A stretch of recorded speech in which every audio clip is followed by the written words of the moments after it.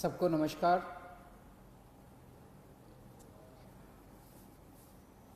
आज दिल्ली में लगभग 74,000 टोटल कोरोना के केस हो चुके हैं।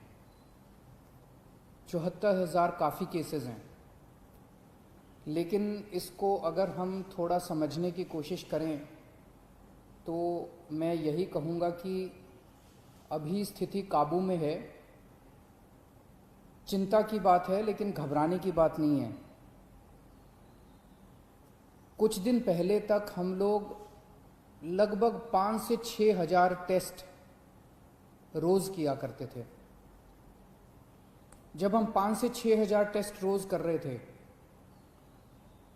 तो 2 से 2.5 हज़ार केस रोज आते थे पॉजिटिव।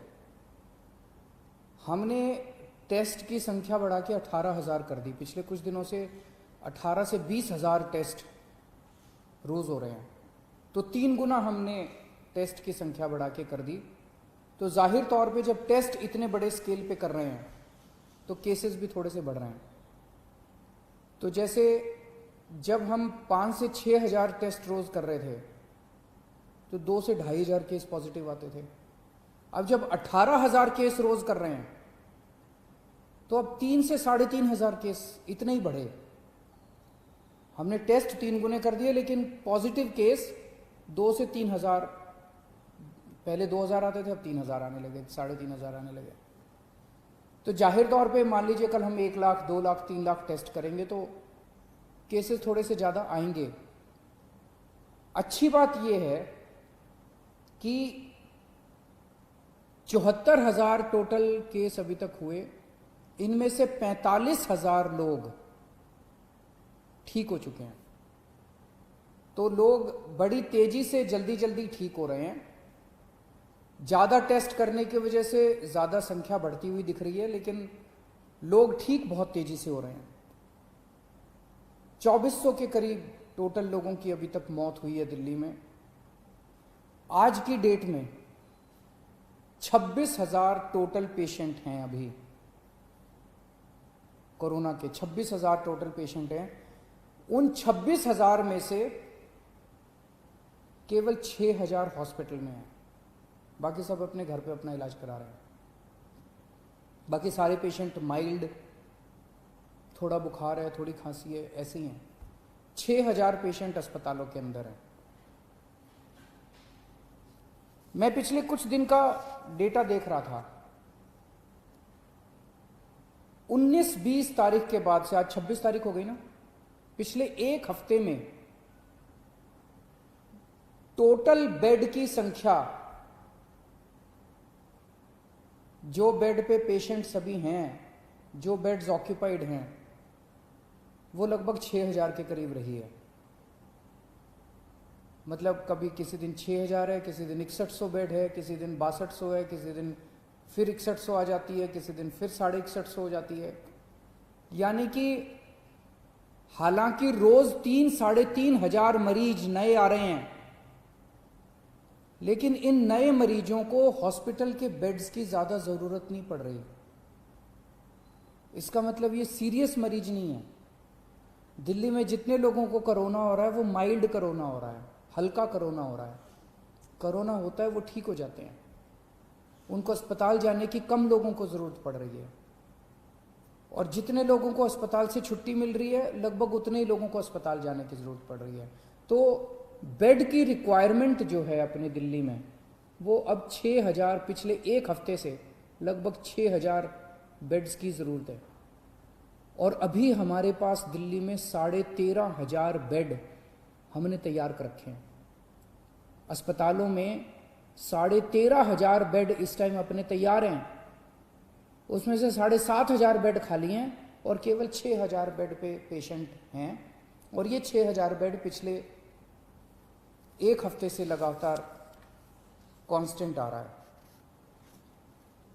मुझे ऐसा लगता है कि आने वाले समय में अगर ज़रूरत पड़ी तो शायद हो सकता है आईसीयू के बेड की ज़रूरत पड़े।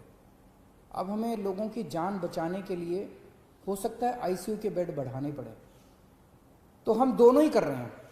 हालांकि हमने आज 13,500 बेड हमारे पास है, 7,500 बेड खाली हैं, फिर भी आज हमने कैबिनेट करी थी।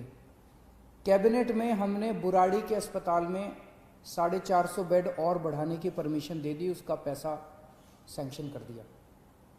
दिल्ली के बैंक्वेट हॉल्स के अंदर, अभी आप लोगों ने अखबारों में पढ़ा होगा, मैं परसों गया था, LNJP हॉस्पिटल के सामने एक बैंक्वेट हॉल है, उस बैंक्वेट हॉल के अंदर 100 बेड का हमने इंतजाम किया है।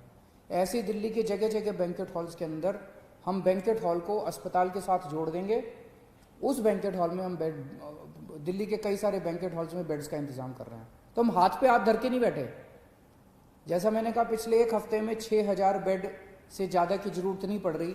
आज हमारे पास 13,500 बेड है, फिर भी कल के लिए हम तैयारी कर रहे हैं, परसों के लिए तैयारी कर रहे हैं। अगर बाई चांस ज़्यादा ज़रूरत पड़ती है तो हम उसकी तैयारी कर रहे हैं। बीच में कुछ दिन ऐसे थे, जून के महीने के पहले हफ्ते में, जब थोड़ी सी पूरे दिल्ली के अंदर बेड की कमी हुई थी, मेरे पास भी खूब फ़ोन आते थे। रात रात भर मैं लोगों के फ़ोन अटेंड करता था, उनके लिए बेड का इंतज़ाम करता था, इस अस्पताल में, उस अस्पताल में। अब स्थिति कंट्रोल में है। अब काफ़ी होटलों के अंदर हमने पिछले 10 दिन में लगभग 3,500 बेड्स का इंतजाम किया होटलों के अंदर, उनको हमने अस्पतालों से अटैच कर दिया। इस वजह से बेड्स इतने बढ़ गए हैं। और अब आने वाले टाइम में बैंक्वेट हॉल में बेड्स लेंगे, बुराड़ी अस्पताल तैयार हो जाएगा, और भी कई सारे स्टेप्स उठा रहे हैं।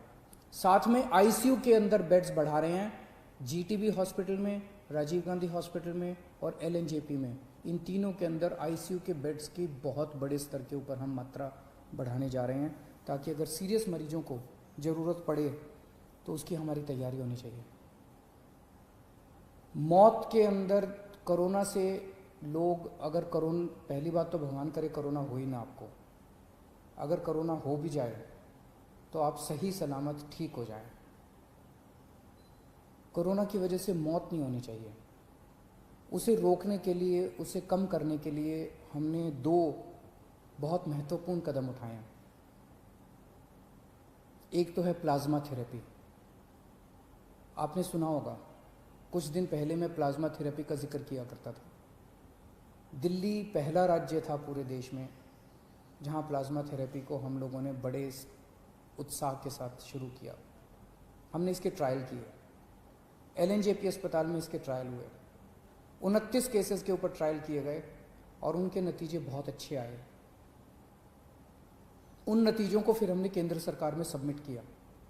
अब हमें 200 और पेशेंट्स के ऊपर प्लाज्मा थेरेपी करने की इजाज़त मिली है। तो सरकारी अस्पतालों में LNJP और राजीव गांधी अस्पताल में प्लाज्मा थेरेपी की इजाज़त मिली है, और इसके बाद कई सारे प्राइवेट हॉस्पिटल्स ने भी प्लाज्मा थेरेपी की इजाज़त ले ली है। कई सारे प्राइवेट हॉस्पिटल्स भी इस टाइम प्लाज्मा थेरेपी कर रहे हैं। इसके नतीजे ये दिखाते हैं कि अगर कोई मॉडरेट पेशेंट है, अगर कोई बहुत सीवियर पेशेंट है, वेंटिलेटर पे है, मल्टी ऑर्गन फेलियर हो चुका है, ऐसे पेशेंट्स को तो शायद प्लाज्मा थेरेपी से बचा पाना मुश्किल हो। लेकिन जो लोग अभी, जिनकी हालत ज़्यादा बिगड़ी नहीं है, उनको अगर दिया जाए तो उनकी हालत को आगे बिगड़ने से रोका जा सकता है इससे। ऐसा अभी तक के नतीजों ने दिखाया है। तो प्लाज्मा थेरेपी के ज़रिए हमारी उम्मीद है कि हम मौत को कम करने में शायद सफल हो पाएँ। LNJP अस्पताल के नतीजे ये दिखाते हैं। LNJP अस्पताल में पहले डेली जितनी मौत होती थी, आज उससे आधी से भी कम हो गई हैं पिछले कुछ दिनों में, जब से प्लाज्मा थेरेपी शुरू किया। तो हमें उम्मीद है कि आने वाले समय में इससे हम इसको कम कर पाएंगे। दूसरी चीज़, कोरोना में सबसे ज़्यादा परेशानी होती है कि मरीज का ऑक्सीजन का लेवल अचानक कम हो जाता है। एक आम आदमी का ऑक्सीजन का लेवल 95 होना चाहिए। अगर ये 90 से कम हो जाए तो ये खतरा माना जाता है। 85 से कम हो जाए तो बहुत सीरियस माना जाता है। अब इसमें जैसे अगर आपका ऑक्सीजन लेवल 90 हो जाए या 85 हो जाए तो आपको सांस लेने में तकलीफ होती है और बहुत ज़्यादा ब्रेथलेसनेस होती है, सांस रुकती है आपकी, बहुत ज़्यादा आपको तकलीफ होती है।